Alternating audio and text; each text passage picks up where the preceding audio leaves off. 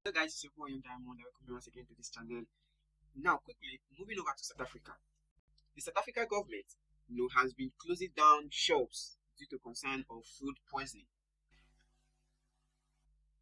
due to concern over food safety and recent, spate of foodborne illness that have claimed the lives of over 22 people, including children.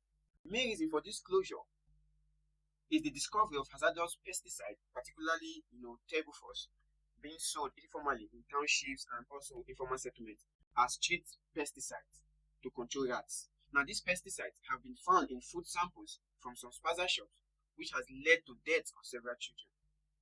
Now, in response to the crisis, President Cyril Ramaphosa announced that Spaza shops implicated in these deaths of the children will be shut down immediately. Additionally, all Spaza shops and food handling facilities were given 21 days to register with their respective municipalities. The registration process requires compliance with several regulations, including obtaining zonal certificates, environmental clearance, work permits, and visas for foreign nationals operating these shops. Now, as of November 29, over 1,000 Spaza shops, supermarkets, and warehouses have been closed down, and large quantities of goods have been confiscated. Numerous fines have also been issued for violation of bylaws, including facilities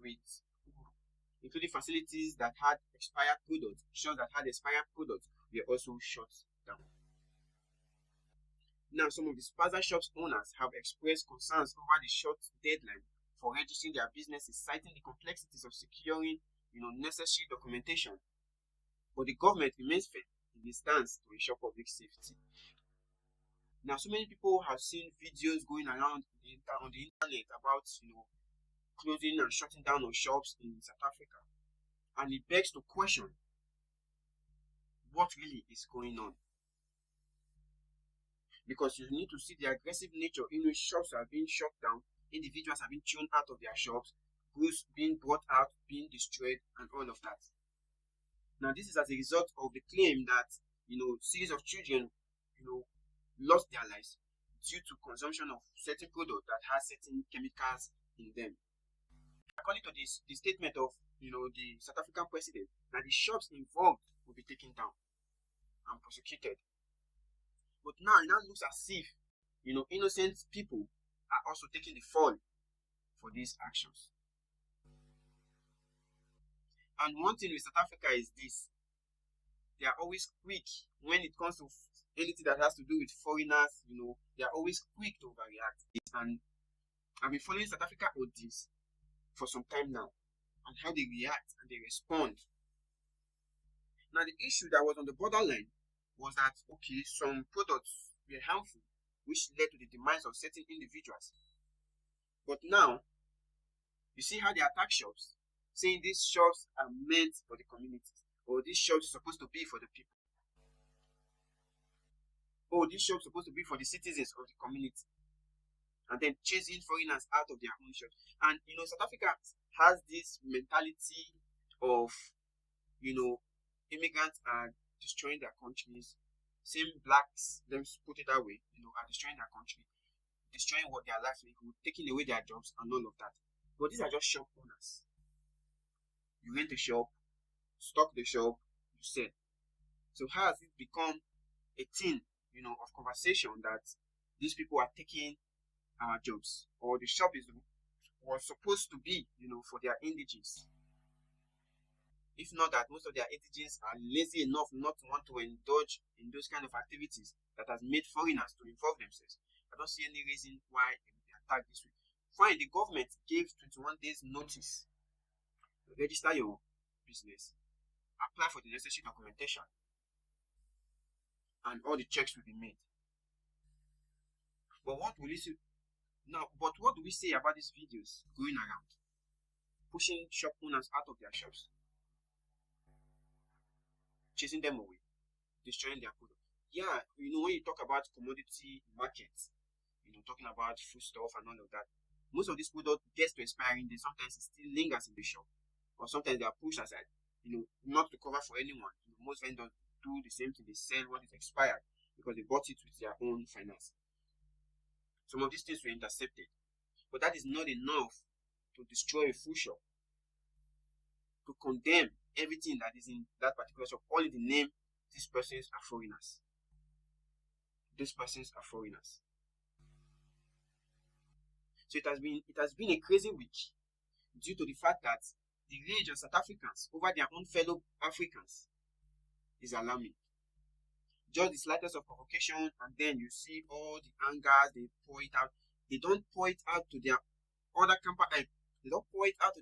counterparts who are also, most of them, living in South Africa illegally. They always come with, oh, Africans must go to their country, they are here illegally, doing this, doing that. We also have white immigrants living in South Africa illegally. But you don't attack those ones. Why? Because you don't even have the rights, the courage, the mind to do that. So because of the oppression they faced, the stigma they faced, and also the discrimination they faced, now they want to bully others for what someone has done to them. That is transfer of aggression. Now the Spaza shops in question, how did this Spaza shop come about? When you hear Spaza, sometimes when I heard it for the first time before I made my research, I was like, okay, what is this Spaza they're talking about? Is it not just a normal shop where you sell, you open a shop, you stock it, and then you start selling as a vendor? Only to discover that there's a story attached to the term Spaza shops. Now, Spaza shops are small street corner grocery shops or supermarket outlets, predominantly found in South Africa's black populated areas or township. The term Spaza is isiZulu, meaning hidden. So it arose during the South African apartheid era, when blacks were restricted from running businesses. These shops would sell basic food and necessities to township residents in secret. So Spaza shop has been a historical significance because during the apartheid years, blacks were not allowed to move freely in town by the white minority rule. And apartheid ended in 1994, so majority of these people that are pained were born before 1994. So automatically, they were also involved in the stigmatization and the segregation of what was done to them during the apartheid years, where they were not allowed to move freely in white minority, environment, and so they resulted in doing this Spaza, which is hidden, to do their business. So they became the immediate source of daily necessities for many families and communities. Up to 1989, Spaza shops were considered illegal, but was later legalized on conditions that owners obtained a trading license. So now you see the history of the Spaza shops. It was more or less due to stigmatization that brought up the existence of the Spaza shops. So from 1960 onwards, black businesses in townships serve as an example of success. These businesses depended on close symbiotic relationship of trust with community, while their mode of operation and goods they sold both reflected the shape and changing consumption pattern associated with urban living. So the democratic government, as at then, relaxed many restrictions enforced by the apartheid regime to enable black entrepreneurs operate legally. Faced with challenges of unemployment, the government crafted policies, programs to support and promote the creation of small, medium, micro-sized enterprise or SMMEs. So, but despite all these initiatives, the small grocery shops, commonly known as the Spaza shops, and particularly those owned by South Africans, are still faced with numbers of obstacles with respect to their establishment, operation, and growth because they are not allowed to grow. So it has become a symbol of colonial oppression. So looking at the trajectory, foreigners are now major stakeholders of these Spaza shops. That is why they are always pained. That these people are coming to their country to take their jobs, take this and take that. What stops you from getting involved in the business, but yet you complain that it is meant for the community, for the citizens of the state, and none of that? So it has been rampant, the destruction. Fine, the government has given notice. Get your legalization, get your necessary document, put your house in order, and all of that. But why the shut down? More than 1,000 shops has been shut down. Not related, because 1,000 shops cannot sell a commodity that will end the lives of 22 people, including children. But others are paying the price. And you check the list of these individuals, they are all foreigners. South Africans are quick when it comes to foreigners owning businesses in their countries, not staying legally and all of that. They are quick to jump to conclusion because they feel they are on the same level with these people, so they can contend with them. But when you go to the white neighborhoods where they don't even have a say, they don't even have a voice, where these people live in that particular country they call their own illegally, without the necessary documentation, but with the white privilege, own businesses, do businesses illegally the same way the counterparts of the other South Africans of other African countries are doing. They do the same thing, but you don't see any South Africans holding them to account or going and harassing them the way they do their fellow Africans. It's just a case of transfer aggression because you've been stigmatized, bullied due to the apartheid regime. South Africans have not recovered from the apartheid regime. They have not recovered from the apartheid regime. It is this replay of stigmatization, segregation, that is affecting their behavior and mental health. I've said it before. South Africans need therapists. They need to go for therapy in order for them to overcome what happened to them in the apartheid regime. Because they are transferring their aggressions on people who are trying to survive and now claiming they are taking their livelihood when they themselves are not even willing to do anything to alleviate their own suffering. So this is just the case of the Spaza shop, happening in South Africa, where they are now enforcing the closures of shops, destroying commodities, shutting down the shop, not even checking for anything. The government gave it a timeline.